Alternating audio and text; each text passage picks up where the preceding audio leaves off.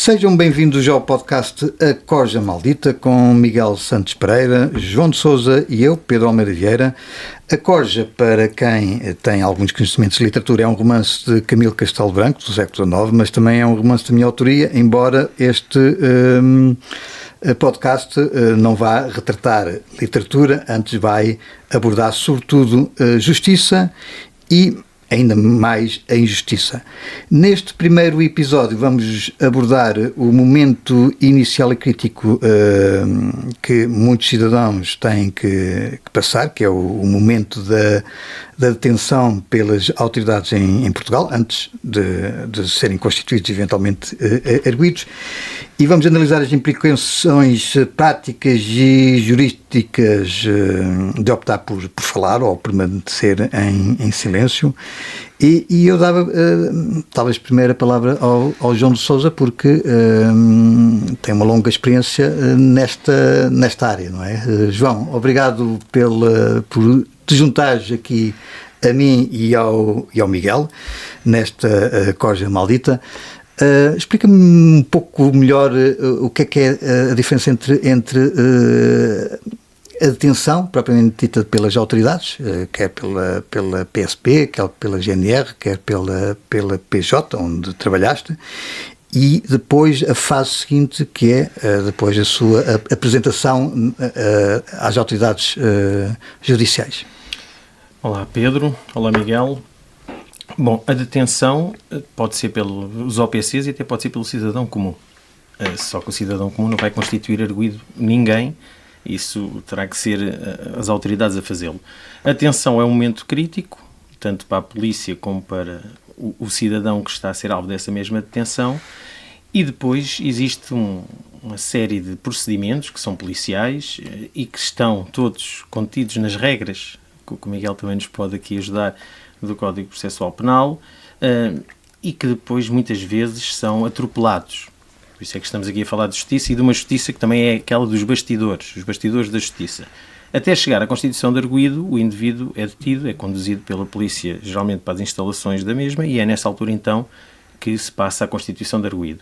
Neste momento crítico, que é esta terra de ninguém, mas que está no âmbito das medidas cautelares de polícia, o sujeito pode dar muita informação à polícia, o sujeito pode se comprometer, o sujeito pode facilitar e muito o trabalho da polícia, e é de facto uma zona sombria e desconhecida, porque também, mais à frente falaremos, como se sabe, não existe sistemas de videovigilância dentro das instalações das polícias, ou pelo menos dentro das salas, ou então existem nos corredores da polícia, mas que depois podem ser desligados convenientemente para que não se verifique qualquer coisa que a polícia tenha feito mal.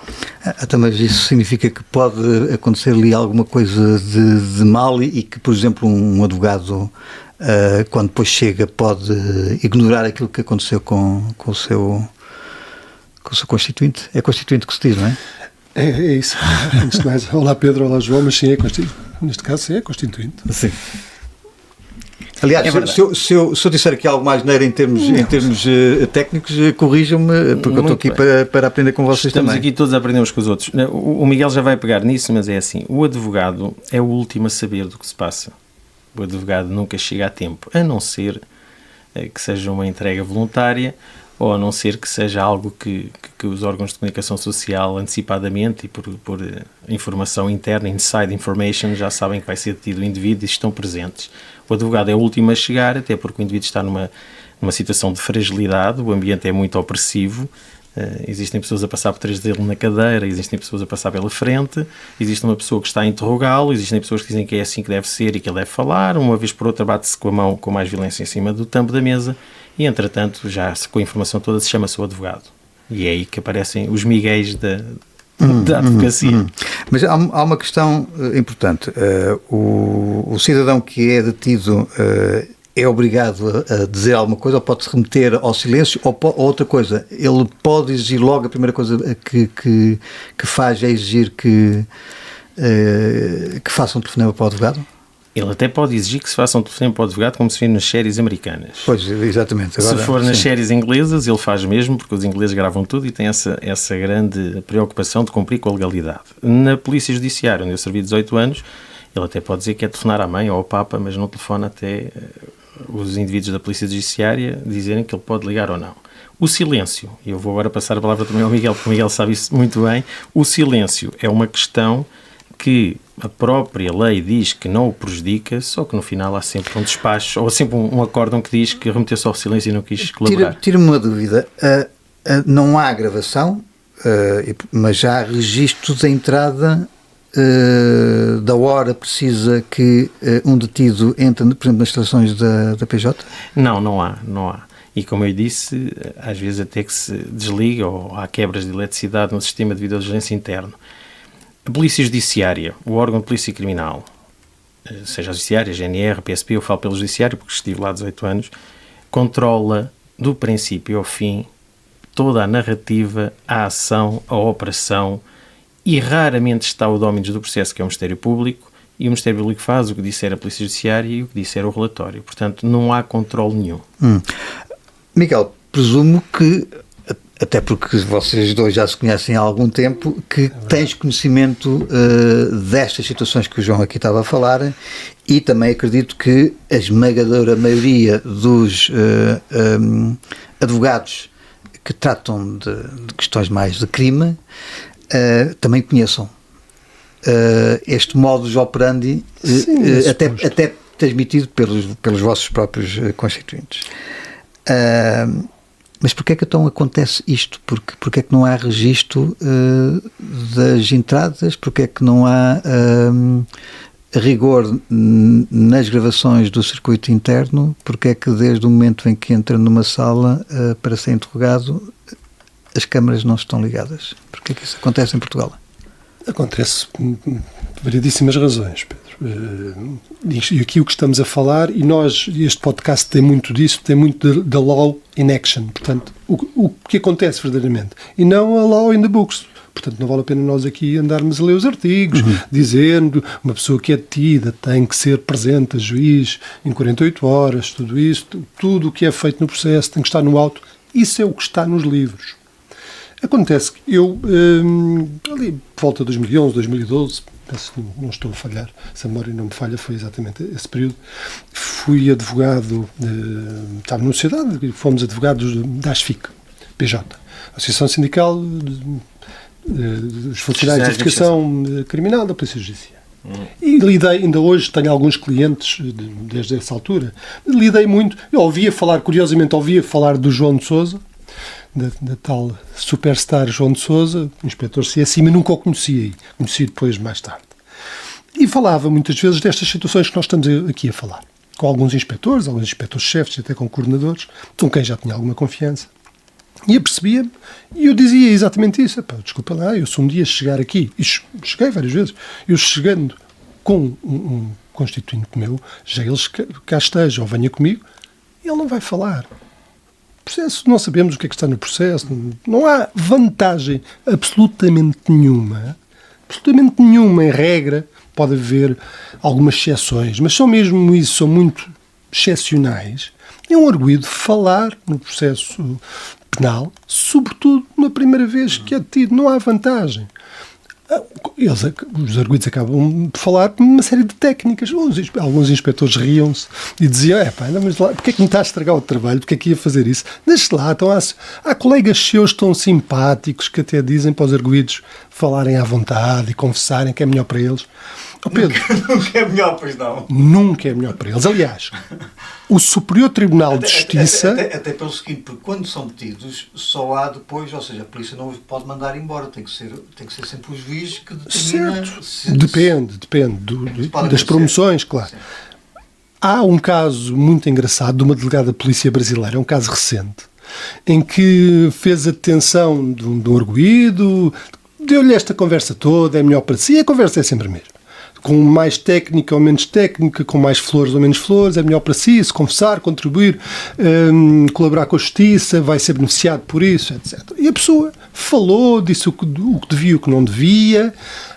Há muitas situações que as pessoas não estão... As pessoas estão em momentos de tensão, que por vezes nem sabem o que estão a dizer. Dizem o que é e dizem o que o interlocutor quer ouvir, se preciso for. Às vezes até sob debaixo de muita fadiga. Isto avançou, a pessoa foi condenada e, passado algum tempo, esta mesma delegada de polícia veio para as redes sociais, num podcast, curiosamente, que referir-se a esta situação em concreto e vangloriar-se a dizer: eu fiz isto. E a pessoa que estava a fazer o papel que tu estás aqui a fazer e perguntou-lhe: então, mas, senhor, não sei das quantas, então, mas é verdade, tem alguma vantagem? E ela diz: não, qual vantagem? Não, pode ser que tenha, as pessoas acreditam que sim, mas não têm, e portanto eu fiz isto, e explicou o caso. O que é que aconteceu? A defesa daquela pessoa, um caso transitado e julgado, a defesa daquela pessoa, o advogado daquela pessoa, suscitou, avançou, e penso que lá tem o nome da habeas corpus, não é a mesma coisa que o habeas corpus cá, avançou com o habeas corpus para o Supremo, para o Superior Tribunal de Justiça, que é o nosso STJ, e a relatora, penso que foi a ministra Daniela, anulou o caso teve que ser repetido. O caso teve que ser repetido. Nós ainda não temos cá situações dessas, mas acontece. Portanto, não há vantagem absolutamente nenhuma. Infelizmente, às vezes há colegas que não percebem bem porquê, mesmo sem saber o que está nos autos.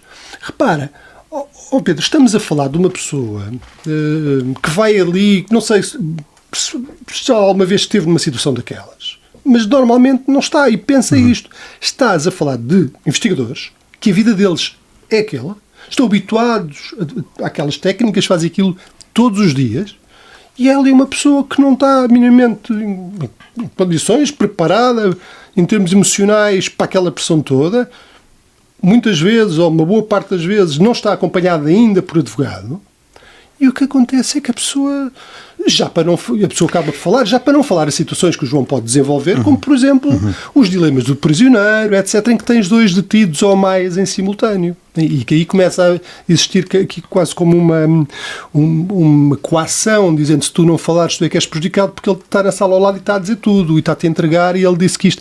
E pronto, isto é uma escalada, isto está estudado. Sim. E a verdade é que, em termos científicos, porque isto está estudado cientificamente, no dilema do prisioneiro, tu ganhas se confessares, não é? Se falares. A teoria dos jogos, que até é de economia, mas que se aplica exatamente a essa questão da... John Nash.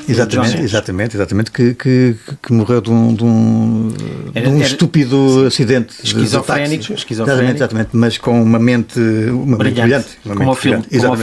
Como o filme. João, aqui já estava aqui o Miguel a dizer que vocês, quer dizer, quando estou a falar de vocês, os polícias têm técnicas para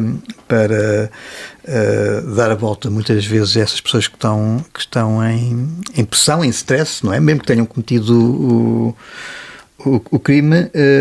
De qualquer modo, qual é a vantagem da PJ em conseguir desde logo uma confissão? Nenhuma. Porque, na verdade, das duas, ou há provas materiais, não é? Ou então, mesmo que haja uma confissão sem haver depois provas materiais, depois é uma chatice mais tarde, não é? Em julgamento, não é? Porque ele tem uma confissão prévia, não é? Mas porque é que os polícias é uma espécie de jogo também de querer entregar... É uma questão de ego. Sabe muito bem conseguir levar o outro a dizer o que nós queremos. A confissão não vale nada. Valia, na Idade Média, e às vezes era muito forçada, mas a confissão não vale nada. Se bem que em Portugal possa valer tudo, isto é um bocado esquizofrénico, é um bocado paradoxal, mas é assim.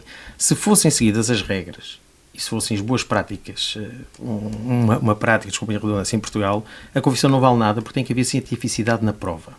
E tem que haver segurança na prova. E quem está a ajuizar, o coletivo, os jurados, quando existem jurados, que é raro, tem que se debruçar sobre a cientificidade e não sobre aquilo que é a opinião do inspetor. Porque muitas vezes eu ia a tribunal e perguntava-me: Sr. Inspetor, na sua opinião, com os seus anos de experiência, a experiência não vale nada. Que eu posso estar 20 anos a cometer o mesmo erro e a praticar o mesmo erro e digo que tenho uma experiência enorme.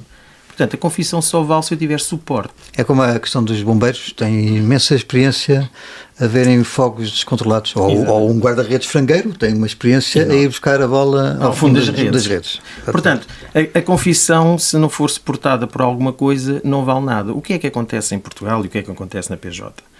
É que consegue-se a confissão, por vezes da forma ilegal, quer seja enganando, quer seja não informando ou emitindo a afirmação, quer seja agredindo. E aqui a particularidade desta declaração, eu falo só de mim, contra mim falo, meia culpa, porque nós assumimos, porque não há escrutínio nenhum, não há videovigilância, não há nada, o papel de polícia, investigador, o indivíduo que procede à detenção, juiz ético, juiz moral, faz tudo, porque ninguém escrutina.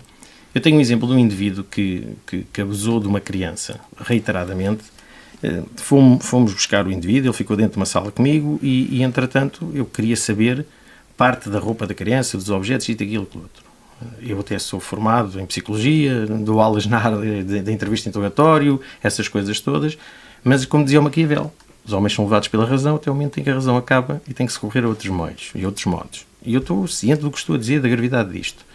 O indivíduo foi devidamente alertado que se não confessasse ou dissesse onde estavam as roupas, queria ter um aumento ali. Eu estou sozinho com ele na sala. Porque eu só falo por mim, os meus colegas não sei se faziam estas coisas. E ele comigo, sozinho na sala, foi barbaramente espancado até que disse onde estavam as roupas para ser preso. Ele foi presente, ele chegou ao Ministério Público e disse: olha, aquele senhor espancou-me. E eu fui chamado e disse: não, isso é uma coisa que nunca aconteceria dentro da Polícia Judiciária, porque nós somos uma polícia científica e técnica e nunca fazemos coisas dessas. E o Ministério Público, sim senhor, porque o Ministério Público, apesar de ser o dominus do processo, não está lá, nem sabe o que é que se está a passar. E faz sempre lei daquilo que diz a Judiciária, e a Judiciária é um regime fechado. Mas nesse caso ele era mesmo culpado, ou seja, depois... Ele por acaso era culpado, mas não justifica o facto de ter apanhado uma carga de porrada. Exatamente, pronto. Mas a questão aqui é, nós sabemos que há pessoas que até mereceriam penas mais pesadas, eventualmente, exatamente por causa da questão da velha questão da emoção, falar mais alto do que a razão. Mas sabemos também que os meios não justificam os fins e numa situação dessas. Agora, isto vai radicar um bocadinho naquilo que há pouco falavas, logo no início, que é o facto de não haver nem registros, ou pelo menos haver sempre desculpas para não haver registros quando as situações se complicam para o detido. Não haver gravações, só há gravações a partir de um determinado momento, e há ali um hiato, um período em que o próprio advogado não está presente e não sabe o que é que aconteceu.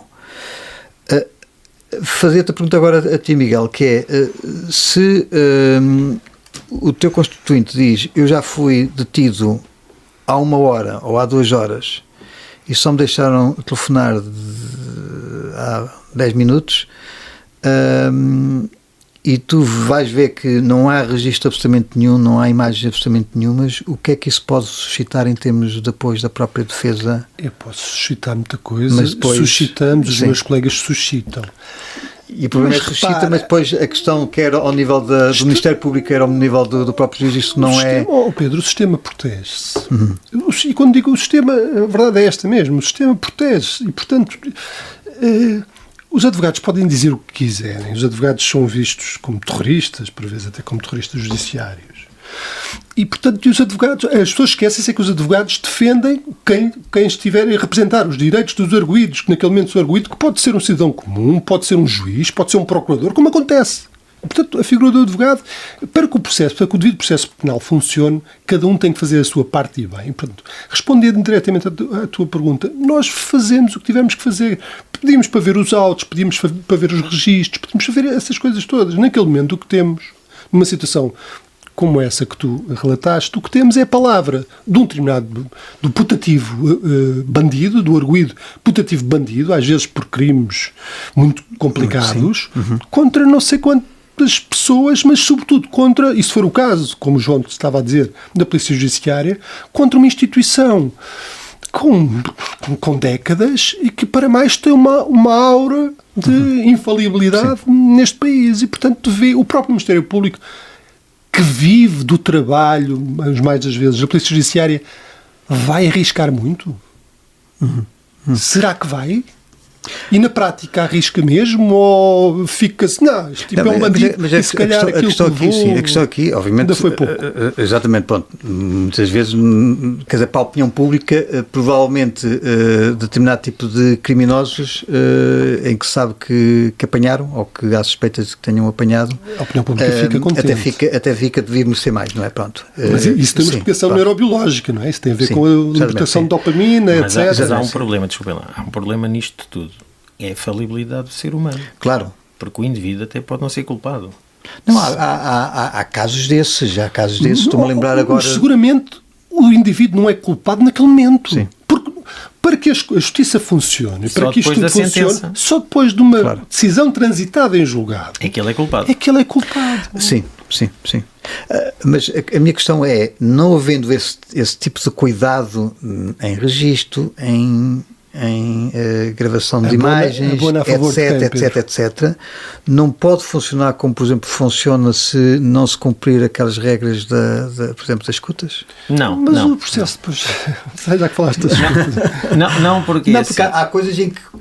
Quer dizer, nós sabemos que há escutas. As escutas mostram que houve crime, só que depois há uma falha qualquer no sistema e elas não podem ser consideradas na decisão. Pedro, permite-me só corrigir-te uma coisa. Nessas situações em que não há registro, não há registro de entrada, depois o circuito interno supostamente avariou, não é? Normalmente a responsabilidade é dos meios, a falta dos meios. Exatamente, e aqui a questão é, mas muitas vezes depois há determinadas coisas que acontecem. Certo, mas as escutas primeiro são um meio de prova, é um meio de obtenção de prova, não é uma prova. Eu dizer numa escuta que trafiquei isto, aquilo e aquilo outro, eu não posso ser preso por dizer isso. Tem que me aparecer o produto que eu trafiquei e tudo mais. Portanto, a escuta vamos eliminar. A grande questão aqui é que existe, a todos os níveis, desde o primeiro momento até ao ponto em que chega ao juiz de instrução que vai decretar ou não a prisão preventiva, uma impunidade total do sistema e um compadrio das várias fases do sistema, como o Miguel disse bem, o Ministério Público não está presente, não vai contrariar aquilo que a Polícia Judiciária fez. E nós não temos maneira de escrutinar o que foi feito porque não existe registro nenhum. E este é que é o problema. Portanto, a falta de meios nestas circunstâncias, a falta de registros de meios, etc., abona em benefício de quem? Não é do arguido, mas de qualquer modo, se quisesse estar aqui um conselho, e para terminar, se pudesse estar um conselho, Miguel, a um teu cliente que fosse detido, falar ou não falar? Silêncio rádio, Pedro. A regra é o silêncio rádio. Mas depois corre o risco de levar uns tabefes, não? Corre o risco de dar os tabefes, corre o risco de ser decretada a prisão preventiva, porque a maior parte das vezes infelizmente serve para isso. Ou falas ou vais ficar em prisão preventiva. E este é que é o grave problema da utilização exagerada da prisão preventiva sem que exista... como coação. Funciona como coação, obviamente. E, portanto, por isso é que há quem diga que muitas vezes o que é que acontece? Prende-se, leia-se em sentido de prisão preventiva, prende-se para investigar. Quando é exatamente o contrário. Aliás, a regra, o ministro Rogério Schetti, do Superior Tribunal de Justiça do Brasil, diz exatamente isto. A regra é as pessoas irem para julgamento em liberdade. Portanto, a exceção é a prisão preventiva, tem que estar previstos e cumpridos os requisitos que estão previstos na lei. Agora, quando a prisão preventiva é, ainda que uma ameaça ainda possa ser utilizada de forma velada, mas ela existe, ou colaboras, ou falas, ou então ficas em prisão preventiva, as pessoas muitas vezes acabam por falar, mas o que está mal é isto, porque quando os juízes de instrução e os tribunais de recurso começarem a revogar decretamentos de prisões preventivas, porque os requisitos não estão previstos, e o alarme social que foi criado foi um alarme social propositado para depois permitir que as pessoas fiquem em prisão preventiva, e este passa a ser ignorado, porque senão é em benefício do infrator, o infrator é quem criou o alarme social, e quando isto começar a existir, se calhar passamos a ter o quê? Passamos a ter um processo mais justo, por uma razão, porque este é o dano que se cria às pessoas, e daqui a uns tempos, daqui a alguns anos, quando o processo for resolvido, se calhar nada disto, a mancha fica lá, às vezes temos absolvições e outras vezes temos condenações muito duvidosas para justificar prisões preventivas que foram decretadas. João, muito rapidamente, menos de um minuto, tiveste na PJ, estás agora como consultora, qual é o conselho que darias a alguém que eventualmente possa ser detido? Silêncio rádio, como disse o Miguel. E depois, se E aguentar algum vou utilizar uma absurdidade, um aforismo. Incha, depois desincha. Sim. E não vai beneficiar nada, Pedro. Não é por confessar que se tiver que levar, vai deixar de levar. Ou seja, esperar que chegue o advogado para depois definir a estratégia. E mesmo que o advogado diga que deve falar, é desconfiar. Ok. Bom, ficamos por aqui por este primeiro programa. Voltamos já na próxima semana para mais um A Corja Maldita.